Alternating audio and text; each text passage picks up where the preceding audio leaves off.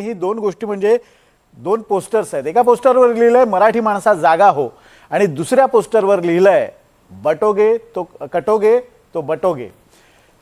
अर्थात या दोन्ही पोस्टरवरच्या मजकूरवरून आपल्या लक्षात येते की ही लढाई आता मराठी विरुद्ध अमराठी अशी झालेली आहे.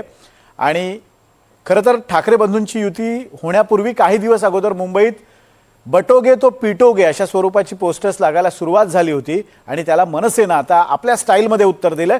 आणि त्याच वेळेला मनसेनं उत्तर भारतीयांना एक इशारा सुद्धा दिला. आपण पाहूयात.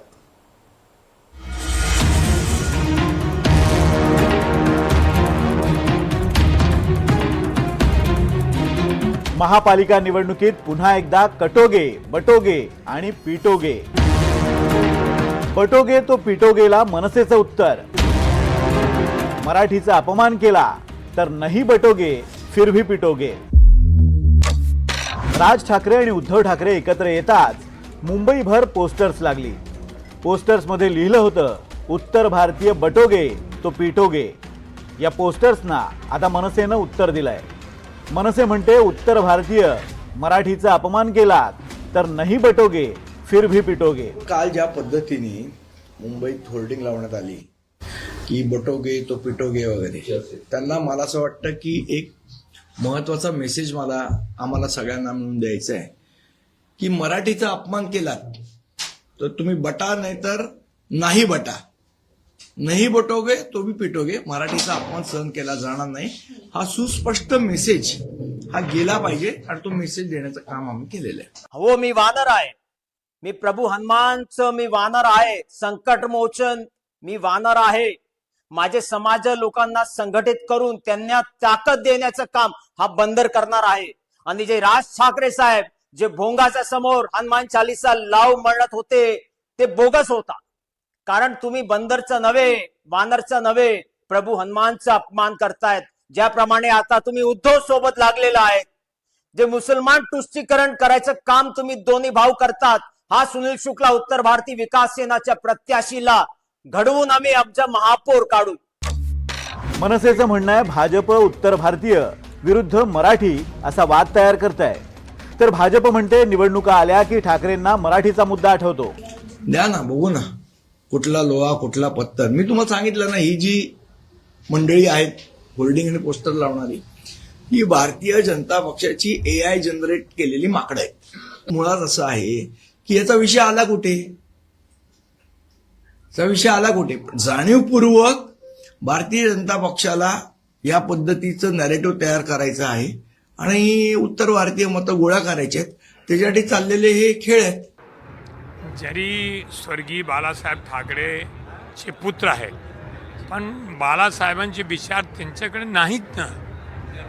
बाळासाहेब जे मराठी भाषिक किंवा मराठी आपले भूमिपुत्रांबद्दल बोलत होते ते मनापासून बोलत होते. आज परिस्थिती काय आहे, हे दोघे भावांची स्वतःची वर्चस्वाची लढाई आहे.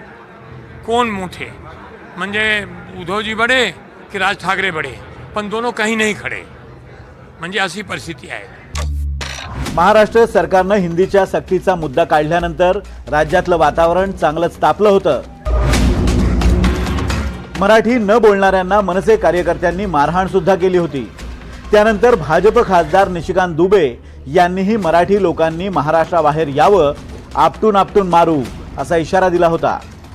तर ज्या मीरा भाईंदरमध्ये मराठी अमराठीचा मुद्दा तापला, मराठी बोलता येत नाही म्हणून मनसैनिकांनी उत्तर भारतीयांना मारहाण केली, त्याच मीरा भाईंदरमध्ये जाऊन राज ठाकरेंनी मराठीच्या मुद्द्यावर कडक इशारे दिले होते. आता कानावरती जर मराठी समजत नसेल तर कानाखाली बसणारच मराठी.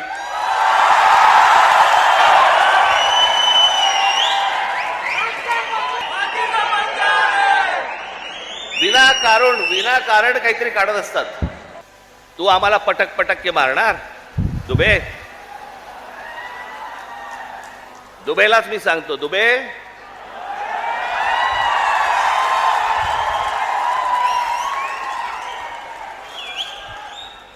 तुम मुंबई में आ जाओ.